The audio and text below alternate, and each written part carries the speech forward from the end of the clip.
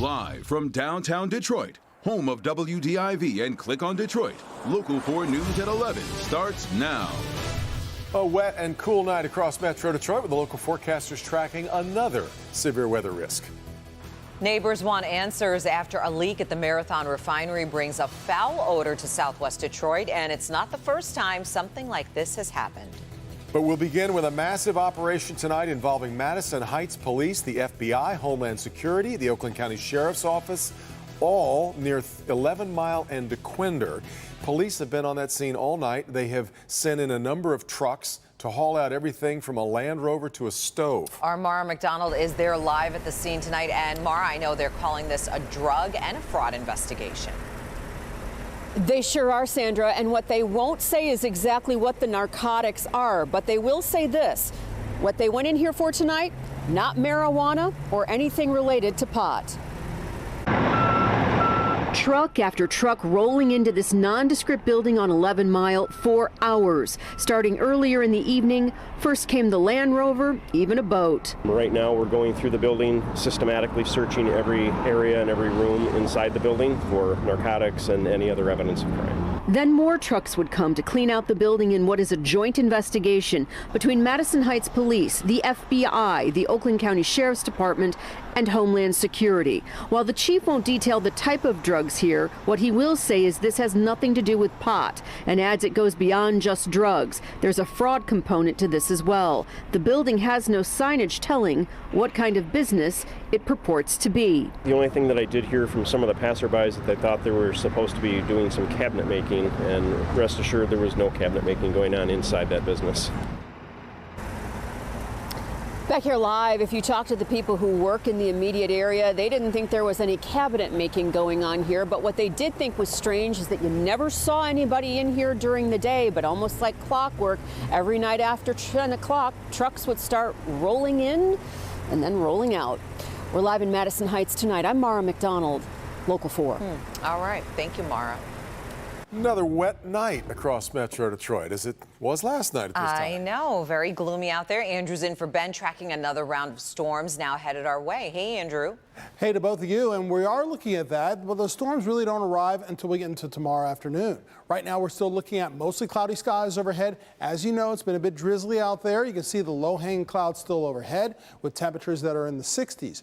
But just to our west, we've got showers and storms that are set for tomorrow afternoon, especially after 2 o'clock. It's going to be a calm night tonight. It's already getting cooler with 65 here in town, low 60s elsewhere, including Mount Clemens at 62, same thing in Pontiac. So by morning, we'll be in the low 60s, still dry for the morning commute, heading to school, heading to work. However, the afternoon, a different story, including a marginal risk once again of heavy downpours, frequent lightning, and the possibility of damaging wind. That's right, it could mean strong to severe storms once again. We'll talk more about that and, of course, the all-important weekend forecast and your 7-day forecast in just moments. Breaking news just in, Detroit police have arrested the driver they believe hit and killed a man on Gratiot Avenue on Detroit's east side. 65-year-old Aubrey Blakely, a retired auto worker, was standing on the side of the road Wednesday afternoon when he was killed by a driver who swerved right into him. Police do believe that driver may have been distracted by their phone. Detroit police tracked the suspect to Oxford, where he was arrested. Today, a leak at the Marathon refinery in southwest Detroit created an oil vapor cloud over the area. Those who live in the area have had problems with Marathon before, and they say it's not the first time something like this has happened either. Jermont Terry live in the News Center area where a rally is planned tomorrow on this issue. Jermont.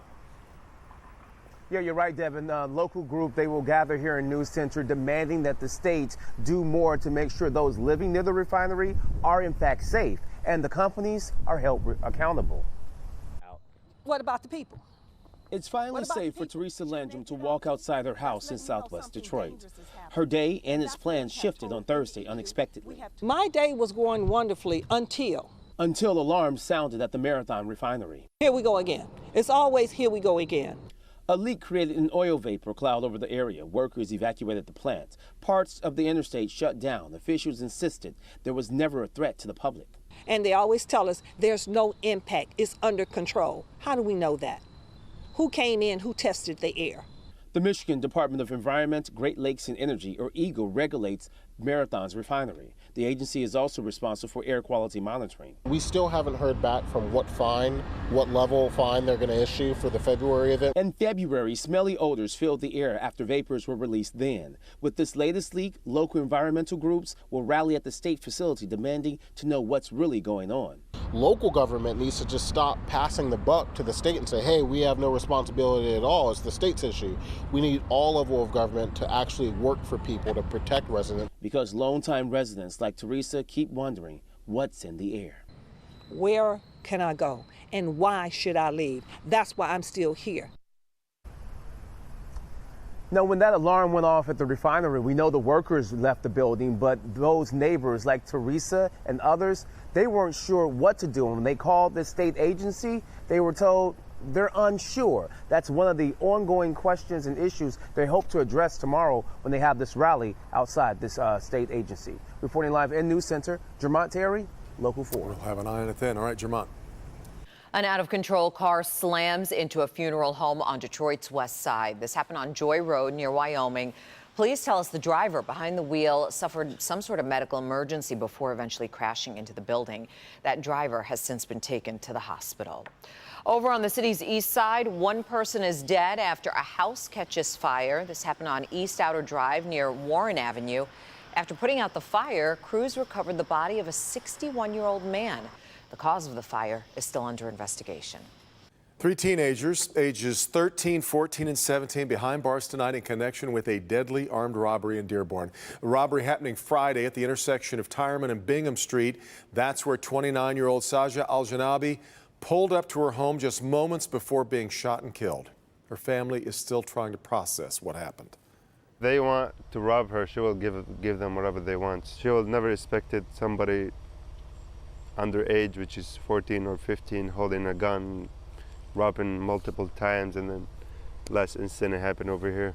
I hope they're not going to see their family anymore, and I'm praying something bad will happen to them in jail, to be honest with you, because they don't deserve to come out and live again.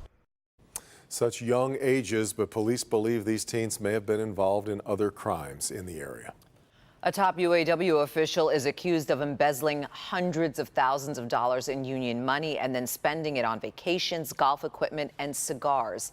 Vance Pearson, a member of the International Executive Board and based out of Missouri, he's accused of spending more than $100,000 on golf equipment and buying $60,000 worth of cigars. He's the 10th person charged in the UAW corruption investigation. Still ahead here at 11, a school bus driver under fire after leaving behind a little girl. New video showing the moment the driver slammed the door in the girl's face and drove away. Plus a showdown in Texas. Tonight, the top contenders face off for the 3rd Democratic presidential debate, addressing everything from health care to gun control. But coming up first, a Michigan officer loses his job for something found inside his home. And we'll have that next. A local woman has made it her mission to try and provide any and everything Detroiters need for free. I'm Ebrod Cassavy. Tomorrow at 6 a.m., we're going to go inside of this home that she furnished and show you how you can be next on her list.